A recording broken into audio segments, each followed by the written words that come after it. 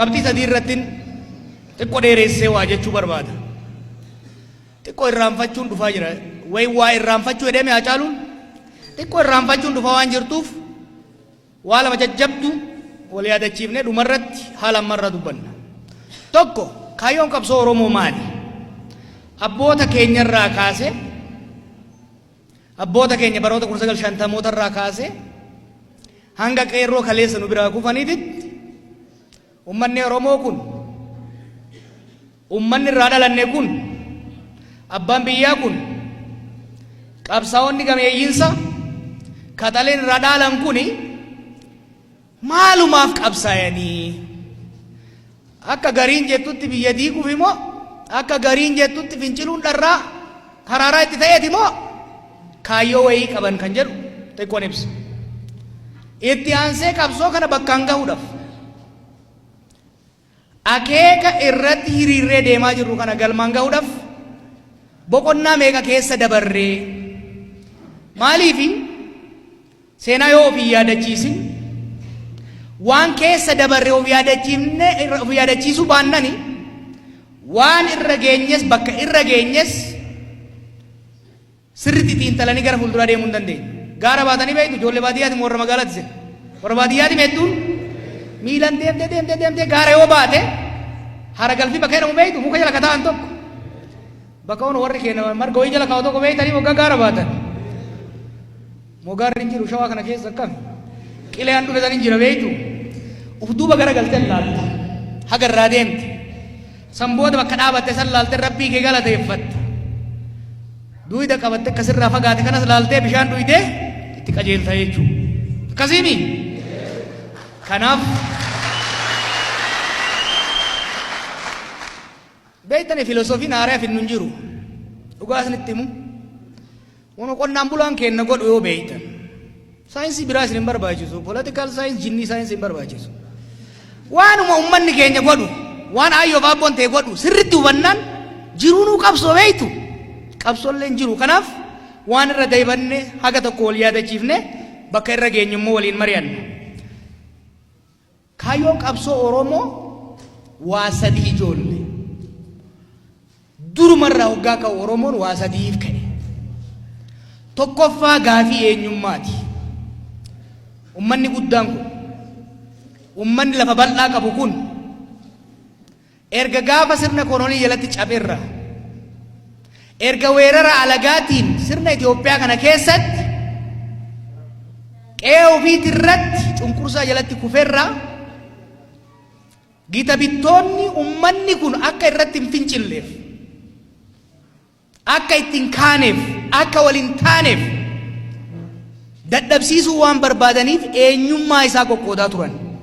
Gaafiin duraa gaafii Oromummaati. Gaafii Oromummaa jechuun gaafii eenyummaati. An identity question. Gaafiin eenyummaa waa sadii of jalaa qabdi. Tokko afaani. Namni afaanii yoo walitti hin dubbatin afaan isaatiin seenaa isaa hawwii isaa takalee taarraa taboruu yoo hin dubbatin deemuu hin danda'u. Afaan keenna mana barnoota irraa ka dhoorgameef ka xiqqeeffamaa tureefi Oromoon akka waliin dhageenyeef tokko gaafii eenyummaa jalatti gaafii afaaniiti.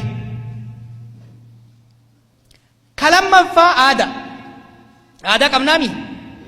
Gadaa jalatti sirni nu qabnu ka fuudhaa heerumaa ka du'aa jiruu ka waliin jireenya gaafii aadaati. Aadaan Oromoo akka cunqurfamu akka balfamu eenyummaa biyya jaaruu keessaa dhiibame eenyummaan biyya tanaata ormaatiin jaaramte nuyi maqaa keenyarraa kaasee hanga bifuma nu jijjiiruu dadhaban malee orma taanutitti kan godhamaa tureef kana ofirraa hambisuudhaaf sochiin kun godhamaa ture jechuudha. Kan sadaffaa seenaadha. Akkuma reefu jedhetti ummanni seenaa hin qabne ummanni kaleessa hin beekne gara fuulduraa deemuu hin danda'u. Kanaaf gaafii eenyummaa Oromoo hoggaa jennu gaafii afaanii qaba. Gaafii aadaa qaba, gaafii seenaa qaba takka eenyummaan. Lammaffaan eenyummaatti aanee ka seenu gaafii abbaa biyyummaati. Gaafii qabeenyaati. Oromiyaa tana Rabbi nuu kenne. Sabbata Rabbi turratti nu uume. dachii qabnu tan abboo fi hayyoo irra dhaalle miti orma irraa kaafattanii jiran keenya miti qe'ee keenya irratti garuu laggeen keenya irratti ooyiruu keenya irratti sirnoonni dhufaa dabraan ummata keenya saamaa yoomsaa waan turaniif qabeenya keenya kan lafa jala jiru kan lafa gubbaa jiru kan qilleessa keessaatillee Oromiyaa keessatti itti fayyadamaa ta'uu qabna malee hiyyoomuu hin qabnu kan jedhu gaafiin lammataa. Gaafiin sadaffaa qe'ee teenya irratti Oromiyaa teenya irratti gandarraa hamma oliititti kan namni takka akka sirna naftanyaa sanitti ormi dhufee qawween nu bulchu lammaffaa akka zamana wayyaaneetitti doobaaf du'aa nu keessaa baasanii ittiin nu bulchuun ta'uu hin qabu. Nama nuu ta'uun sagalee keenyan akka gaaf gadaatitti filanne heeraaf seera warri nu filanne tumuun buluudha jechuudha. Gaafiin Oromoo sadii tana irraanfatina sadii. Gaafii eenyummaati. Gaafii abbaa biyyummaati. Gaafii qabeenyati. Gaafii mootummaa dimokiraatawaa sirna dimokiraatawaan buluuti. Kana tiyooriin himi kan hin jechaa ture. Sochii afran qalloo jechuu beektoni ka baharraa ka'e. Kaalii birraan faa keessa turan. Oromummaan tuffatamtee dhiibamtee waan turteef nu namaa gatii miti. Dirree dhawaa keessatti bara san keessatti cidhaatirratti namni keenya afaan ofiitiin sirbuu hin danda'u ture. Sochiin baharraa dhalate sochiin lixarraa dhalate ummanni keenya kan protestaantii gama lixaa jiru afaan ofiitiin waaqa isaa waan kadhachaa tureef san cunqursuudhaaf yaalaalanii afaan keenyaaf nuufi rabbi jidduu dallaalli hin barbaachisu har'a qees balaayifaa jedhan dur gidaada soollanfaan gama lixaatii jechaa turan jechuudha.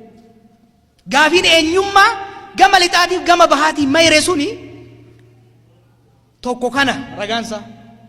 Lammaffaa waa'ee sochii fakkeenyaaf Jeneraal Taaddasaan faan Maccaa Tuulamatti keessatti godhaa turan.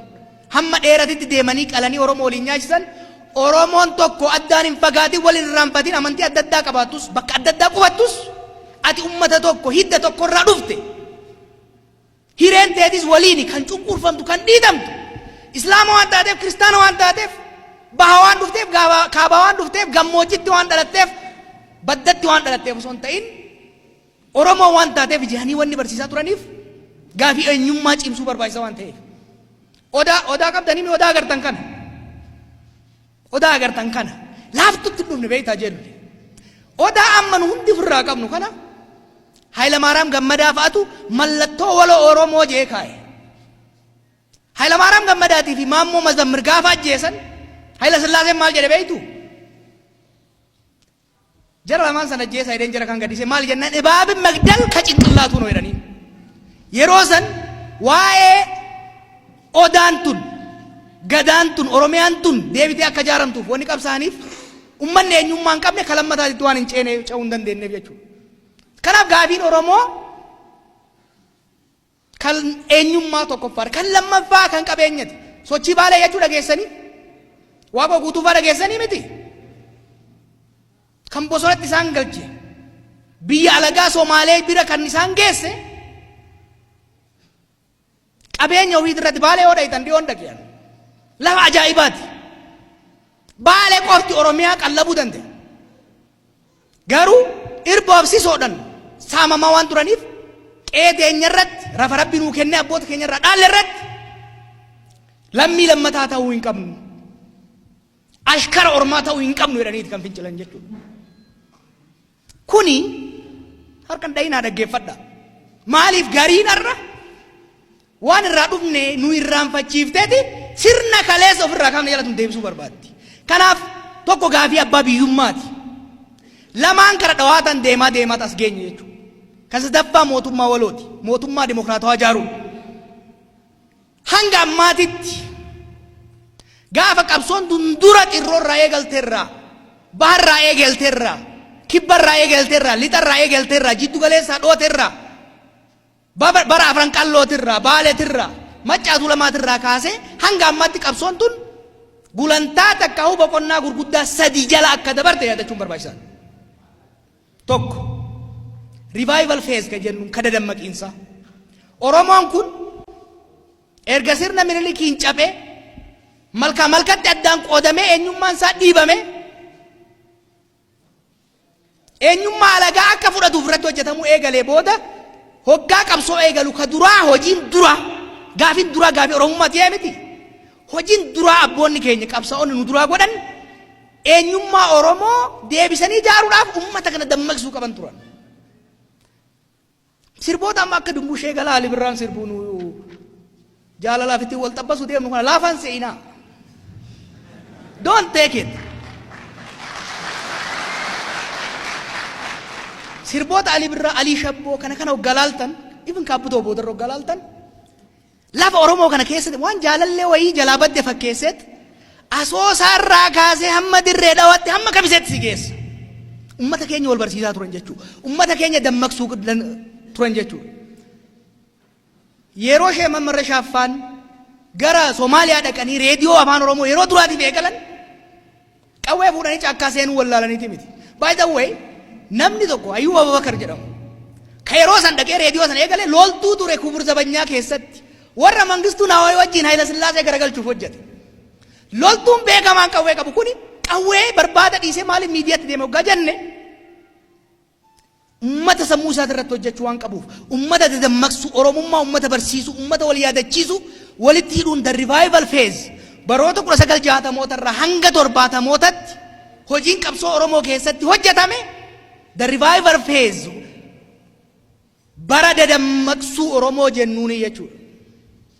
Itti aansee bara 1970 irraa kaasee sochii barattootaaf sochii qonnaan bulaa godhame keessatti reconstruction phase seenna. Yeroo Oromoo deebi'anii ijaaru ummata dammaqsitee jaartaa jechuudha. Hayilee Fidaa maal jee ummata ni dammaqsita ni jaarta ni dhachiifta akkasitti bilisa baataadha. Adda bilisummaa Oromoo dhaabuun barruulee adda addaa dhaabuun yeroo sanitti jaarmayni gubbaaf alatti maqaa icaatiin haa ta'u Maysooniin haa ta'u Ibnaagiin haa ta'u warri dhadhaabatamaa ture suni reconstruction phase. What happened in the reconstruction phase? Reconstruction phase keessatti wanni ta'e maali? Yaanni Oromiyaa jedhamu kun uummata keenya keessa akka seenu. Hayyoonni akka Hayilee Fidaa fi Sheek Mammarra Shaaffaan uummanni Oromoo qubee mataa isaatiin barreeffachuu qaba jedhanii barruulee qopheessanii uummanni keenya afaan isaatiin akka baratu gochuun. Uummanni keenya biyya alaa jiru warri asii dhiibamee bahee seenaa Oromoo barreessuun yaanni Oromiyaa Oromoo jedhu kuni mataa namaa keenya keessatti akka ijaaramu reconstruction waan diigame san deebisanii ijaaru Oromoo Minilik diige san deebisanii ijaaruun baroota 1970 irraa hanga bara 1991tti deemee jechuudha. 91tti sirriitti qalbifadhaa. Maaliif handooteef saamunaa Habashaatiin mataa nu keessaa dhiquu yaalaa waan jiraniif. Filannoo booda itti dhufna. Don't worry about election. Waan keessa dabarre beekuu barbaachisa. Phase 1 1960 irraa hanga 70tti the revival phase ummata keenya hojii dammaqsuuti kan hojjenne.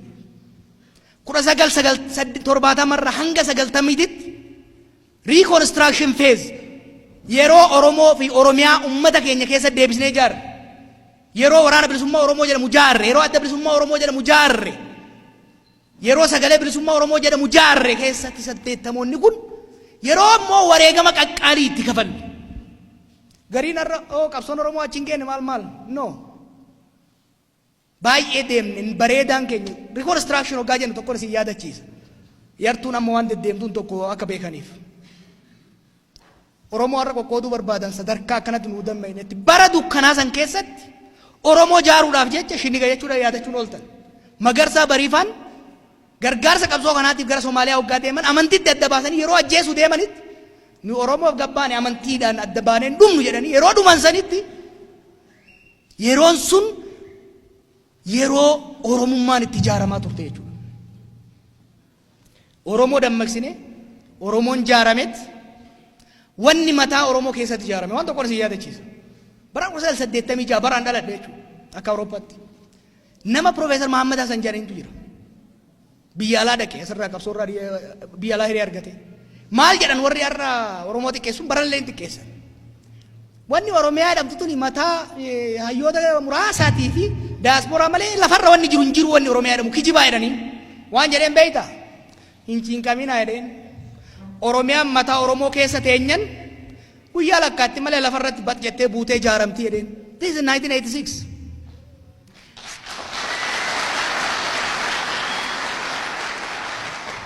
Hayyichi irraa gebeeytan hin dhaadanne hin dhawwaaqe 91 oromiyaan jaaramte moo hin jaaramne qubeen hojii qabatte moo hin qabanne mallas nuun kennine hin kijibanii bar dhiiga baaroo tumsaatiin dhiiga ilmaan oromoo kumaatamaatiin kan Hayilee Fidaatiin kan Taaddasee Birruutiin kan Maammoo Mazammariin kan Badhoo Dachaasaatiin oromiyaan sun oromoon irratti hojjetee dadammaqsee oromoon wal jaaretti osoo jarattiin tu wixxifattu 91 oromiyaa gadi jaarree qubeen barachuu eegalle jechuudha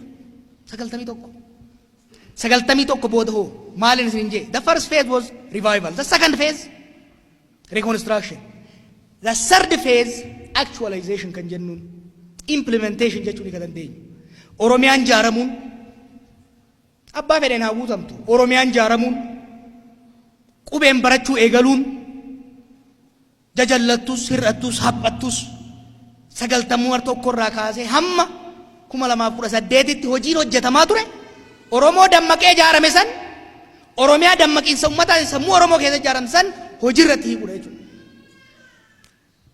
The third phase kan jennuun uummanni keenya magaalatti galuun afaan ofiitiin barachuun biirokraasiin even opinion leeyoo taate biirokraasii keessa namni keenya galuun yeroon sun yeroo actualization jennee irratti deemaa jiru 2018 yeroo qabsoo keessanii qabsoo qeerrootiin jijjiiramni kun dhufu reconstructionii santu waan jaarame santu oromiyaan jaaramuun qubeen barachuun dhaloota qubee jennee irra ittiin ufjanyu kun qeerroo jennee irra ittiin ufjanyu kun qeerroon kun 69 waraana bilisummaa oromoo dura yeroo dhaabuudhaaf deeman jaarraan faan edaniitti jaaran qeerroo ganamaa jedhama nama 36 osoo deeman bidiruun jalaa cabtee Somaaleetti hidhaman waggaa 5 achirraa deebi'ee dhufe sochiin keenya kun nu ala teenyee isin as teessanii gariin mana hidhaa ta'e kan finiinsuu dandeenye qabsaa'onni duraa wareegamtoonni nu duraa lubbuu isaaniitiin dhiiga isaaniitiin oromoo dammaqsanii oromiyaa barreessanii qubee hojiitti waan hiikaniif nummoo dhaloota san waan taaneef sanirraa fayyadamnetti sirna wayyaanee waggaa 50 nu nyaachuudhaaf qarriffaa qarachaa turte afaan qabattee qeetti akka gooltu goone jechuudha. Kuni feezii kana. Now 2018 as maal keessa seenne feeziin sadan dura gaafan biyya kana dhufe waan inni isin jedhe feeziin sadan dura is resistance phase governance itti ceenaa jenne kaayyoo sadan osoo hin gatiin kaayyoo eenyummaa abbaa biyyummaa fi mootummaa ofii ce'umsa kana keessatti akka yaannetti illee ta'uu baatu jarri bakka ofiitti deebi'uuf illee yaalu amma qabsoon itti aanu qabsoo mootummaa ummataa dhaabuuti. Dhagaya gaafileen sadan oromoon qabatee baye suni they are indivisible adda qoqqoodamuu hin dandayan addaan hiramuu hin dandayan akkamitti jedha 91 qubeen barachuu eegalleemi afaan keenya oromiyaa jaarranneemi gaafilee gurguddoo keessaa xiqqoo deebi'aa dhufte gaafiin eenyummaa gaafiin qabeenya amma fakkeenyaaf keessattuu waggoota lamaan dabre kana keessatti saamicha wayyaanota dhaabuu danda'uun haga tokko saamicha nurraa dhaabachuu however afaan keenya irra qancaree jira oromiyaa keessatti afaan kun waggaa 27 kana uf duuba deemaa jira malee guddachaa deemaa dhabuun manneen jire hojii adda addaa keessatti even manneen oromiyaa yoo dheettan waan naannoo biraa dheettan itti isinif fakkaata kaasamu afaan hundaan afaan biraatiin aadaan keenya amma humnaan xiqqoo irreecha kanaan jabeeffataa dhufne malee aadaa keenya irratti qorannaan gahaan godhamaan jiru promoshiniin gahaan godhamaan jiru har'as aadaan Itoophiyaa aadaa ormaa taate nu garuu wajjin ragadaa deemu qabeenyi wayyaana irraa hambifanne arras ormatu itti fayyadama malee dargaggeessi keenya hojii dhabee jiraata. Waay isinitti himu haga feete eenyummaa kee deeffatte haga feete qabeenya kee deeffatte mootummaa siif ta'u yoo hin qabaatin mootummaa siif ta'u yoo hin filatin gaafiin saden suni mootummaa siif ta'u jechuun ka ati filatte ka boru na buusa jedhee sodaatu yoo qabaatteen alatti eenyummaa keetis guddisuus tikfachuus hin dandeessu. Qabeenya hattuu fi saamturra hambifattes misoomfachuu guddifachuu hin dandeessu. Boqonnaan amma itti jirru kuni boqonnaa gaafii sadaffaa san bakkaan geenye gaafii lamaan hafanis hojiitti hiiknu jechuudha. Kanaaf isinitti hin dheeresse maaliifi miidiyaa kanan lallaala kaadiree waan haasoftu laala. Bakka wayyaan illee qilleensummaan fuudhee waan deeme itti fakkaata. Afaan Oromoo kunis akkanumatti waan namni asiin ga'e itti fakkaata. Oromiyaan tunis akka xaddeetti gamaa gamanaa nyaatan tuni lafumatti waan dhuftee fi har'uma kaadiree waan jaaree itti fakkaata. No. Waggaa 50 itti buqqaane itti cabne itti dhumne akka finne akka yaadattaniif. Filannoo kana filannoo Baqqalaa fi Jidduu Jawaar Mararaa jidduutti miti. Filannoon kun kaayyoo kumaatamaan itti wareeyne kumaatamaan manneen hidhaa keessatti itti kola'e itti gudeedame kumaatamaan baqatee bishaan keessatti itti dhume bakka takkatti kan ittiin ceesifnu malee akka gariin itti fakkaatutti yeroo itti qoosaatii miti. Ijoollee taphaa simbiraa lubbuu jedhan nuuf filannoon kun ka amaanaa abboota keenya hiriyoota keenya asitti sabbata keessa nu biraa fixanii tarkaanfii takka bakkaan hin geenyu guututti tarkaanfii takka gara fuuloon duraa itti ceesifnu jechuudha. Kana akka yaadattaniifi don't ever forget biyya kana keessatti waan nuti taane biyya kana keessatti waan Oromoon tahe bineensi hin taane ilma namaatiis.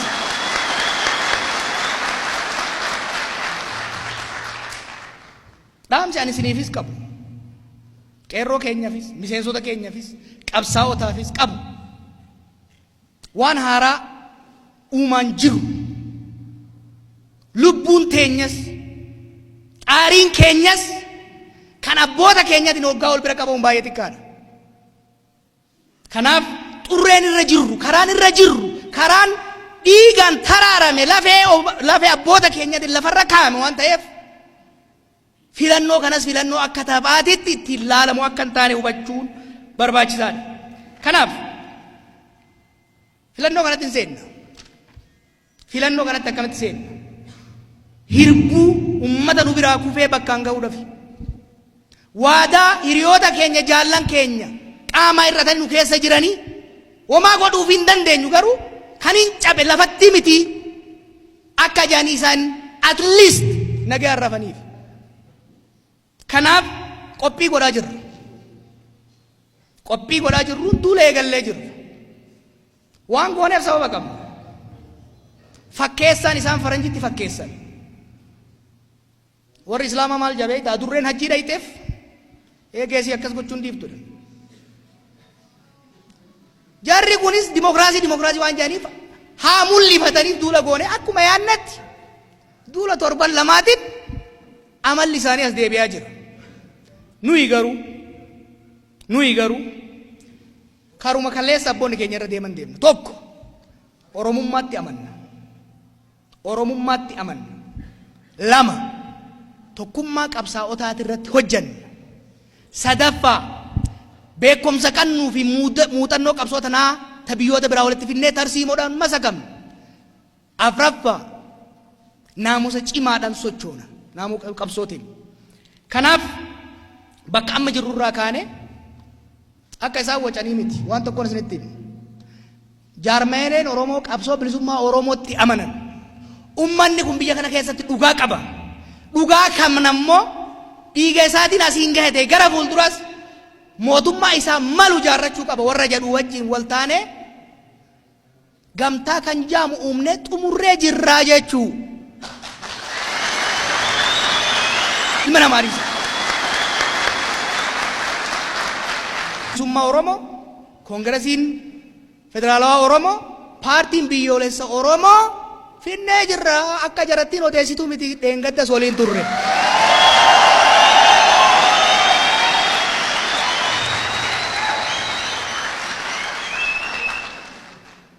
Warri sirna naftanyaa ol deebisuu barbaadu birrii biliyoona walitti guuraa jira.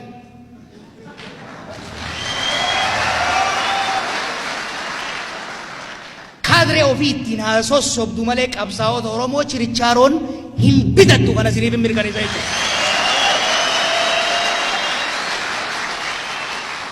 Gorsii fi dhaamsi ani deeggartootaa fi paartii warra biyya bulchuuf qabu. Qabeenya guddaa qabdan. Naggaadee doorsiftanii, miseensarraa guurtanii, mootummaarraa hattanii, biyya alaatii maqaa keenyaan liqeeffattanii ka qabdan. San isiniif rabbitti wal gaafata qabeenya qabdaniin hanga dandeessan nama bitadha rakkoo irraa hin qabnu.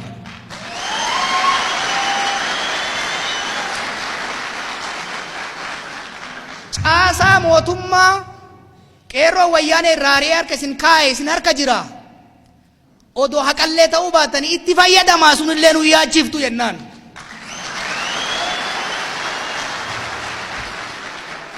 Miidiyaa mootummaatii fi warra alagaa isin wajjin jiru wajjin maqaa halkanii guyyaa nu balleessitanii itti jabaadha.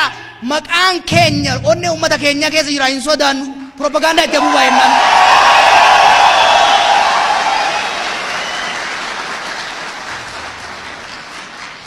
Warra Oromoo jibbu Oromiyaa diigee Itoophiyaa lumutti ijaaru wajjin qubee walitti kaayatanii nutti jirtanii gaa'ila gaarii isin haa godhu itti jabaadha jennaan.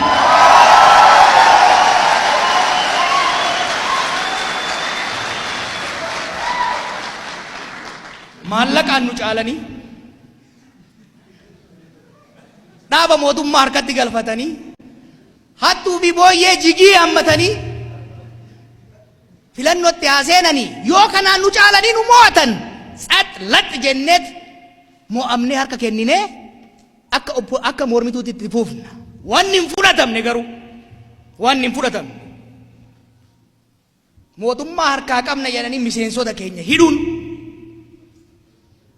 aangoo harkaa qabna jedhanii hogganoota keenya ajjeesuuf doorsisuun waajjiroota keenya banuun never kun fudhatama hin qabu jennaan.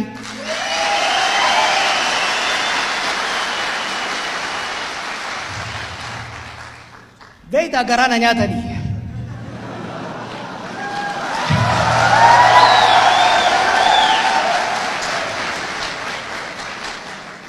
mee waaqa isin uume sodaadha. Ummata Oromoo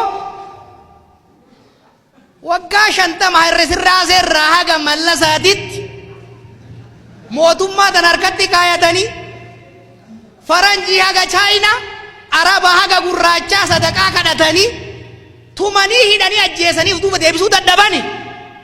Warri kaleessa wayyaanee jalaa ba'e kun ajjeechan sodaachisuun duuba deebisuu danda'a.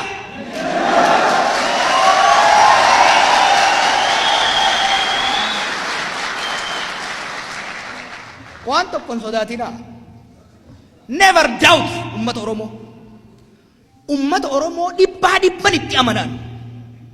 Ummata dhugaa qabu akka ta'e. Ummata tokkummaa cimaa qabu akka ta'e. Shufuroon gandaaf amantiin fiffiidu. Gabaan Oromoo isinitti himu.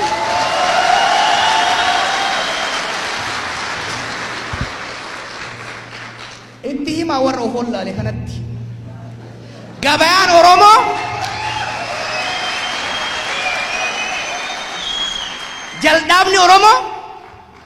jaldaabni Oromiyaa liishoon isaa dhiiga qabsaa'otaatiin tolfame. Girgiddaan isaa muyni isaa lafee goototaatiin dhaabame. Abadan jumlaa malee chirichaaroo hin bitatu kana itti himaa.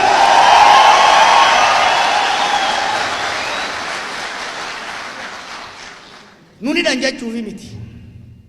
Waajjira keenya cufan jechuufi miti. Nun ajjeesan jechuufi miti. Moojii warra amata dhibba nugusa ta'uu barbaaduu malee nuti du'uufis hidhamuufis dhabamsiifamuufis qophii qabsaa'ota nuti. Qabsaan Oromoo bolola aangoo hin qabu bolola bilisummaa malee.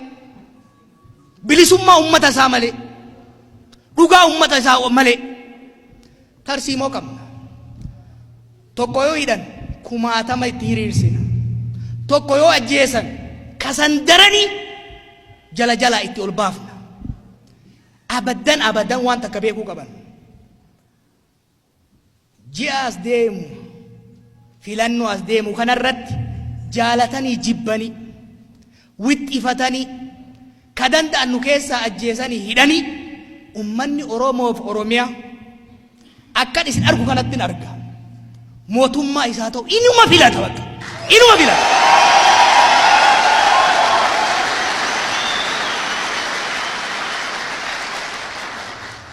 Kanammoo dhaaduun hin goonu beeytu wal beeyna bar wal beeyna.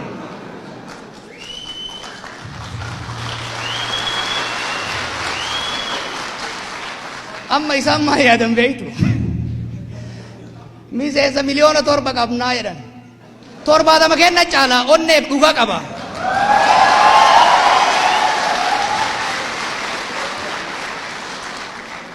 Doolaara biliyoona qabnaa Arabaaf Chaayina faranjiin nutti kennanii jedhan midhaan qunnaa takka gabaree kennati caalaa hin sodaatina.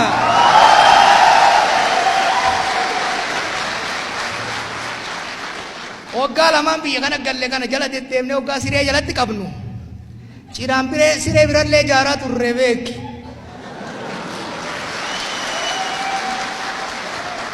Isinitti himu biyya tana qabaleerraa haga federaalaatti qabsaata Oromoo jaarree jirra. Hin sodaatina hin shakkina.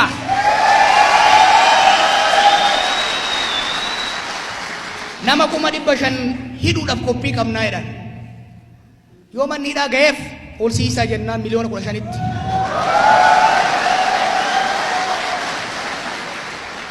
Dhugaa rabbii isinitti himuun miliyoona 50 kana yoo hidhan abadan Oromoon inuma bilisoomti mootummaa isii ta'u inuma jaarratti kuni uma.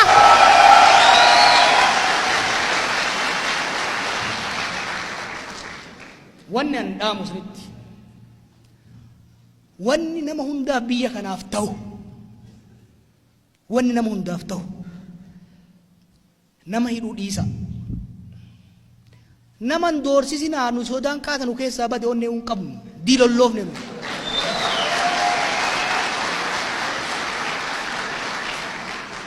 Ajjeesuuf illee rakkitina ummanni kun akka cirrachaati hin dhumu jala jala wal horaa jira.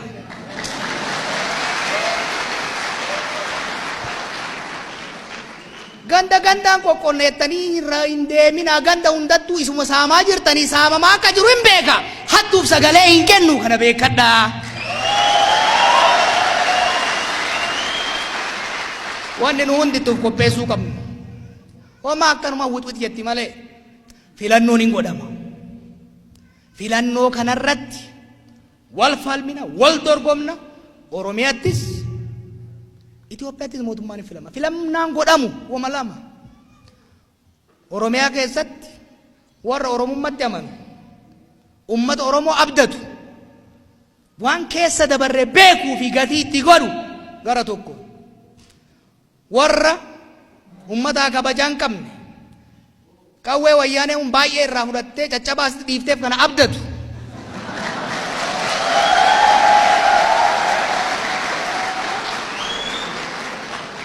Warra obboleeyyan ufii oorrutti gadi baasuu didee ollarraa jigii kadhatu kana jidduutti godhamti. Sadarkaa Itoophiyaatti warra sabaaf sablammoonni wal qixxummaadhaan qe'ee rabbi isaanii kenna irratti ka qabsoof aarsaa guddaadhaan deebisanii ijaaratan irratti Oromoon Oromiyaa irratti Somaaleen Somaalii irratti Affaar irratti Sidaamni Sidaama irratti Amaarri Amaara irratti mootummaa isaa ta'u filate seera isaa ta'u tumate imaammataaf tarsiimoo isaa ta'u bocate guututti total full self rule akka naannootti tokko. Sadarkaa federaalaatti naannoleef ummanni akka baay'ina isaaniitiin akka gumaata diinagdeetiin aangoof diinagdee sadarkaa federaalaa qooda isaaniin godhu qoodatanii Itoophiyaa eenyummaa garee tokkoo qofa osoo hin ta'in sabaaf sablammootaa calaqqiftu. Kaakka tokko awwaaltee ka biraa ol calaqqiftu osoo hin ta'in kan hunda fakkaattu. Ni jaarranna. Ni jaarranna jechuudha. Karaan sirrii kana. Karaan jallaani. Karuma jallaa kareetti deebi'uudha. Isinitti himu karaan Minilik biyya kana hin taane. Karaan Haayile Sillaasee hin taane. Karaan Mangistuu kan nama fixuu hin taane. Karaan Mallasaa kan nama qoqqoodu biyya saamuu hin taane. I don't know. Karaan kama Oromootitti ta'a jaran. Kama qabsaa'ota Oromootitu ta'a. Yeroo Oromoon kaayyoo Minilikii ka olaantummaa garee tokkoo jalatti Itoophiyaa lumuutti ijaaran. Tarsiimoo Mallasaa ka saamichaaf qoqqoodaan biyya bulchan itti ijaaranii miti. Karaan Oromoon ummata gadaa ta'uusaa, ummata dimokiraatawaa ta'uusaa, kaaqa ofii malee ka ormaa hin barbaanne ta'uusaa ofiifis warra biraafis itti mirkaneessuudha. Kanaaf ammoo ga'umsa gahaa qabna, hoggansa gahaa qabna, tokkummaa cimaa qabna, dhugaa qabna. Ummanni keenya nu bira jira, Rabbis nu gargaara, hin shakkinu, filannoof qophaayaa. Waan ani isinitti himu jarri amma maal barbaaddi? Isin tuttuutee jeequmsatti isin seensisuu barbaaddi. Hin godhina. Hiriira baafataa jirtimi. Haa baafattu hin jeeqina. Isinuu firii shan argattiisan salfii haa godhattu inuutti dabala harka dhayaaf rakkoon qabdu. Isinitti hime. Nuyi mirga keenya hin tuqinaa jenne malee mirga namaa tuquu hin barbaannu. Hin tuqinaa isaan. Gaafa keenya immoo tuquuf itti hin dhiifnu. Kanaaf walitti deemnee bal'inaan mari'annaa waan tokko hin shakkinaa. Xurreen irra jiru xurree dhugaati. Xurree dhiigaan dhufti. Dhara keessaa of keessaa hin qabnu.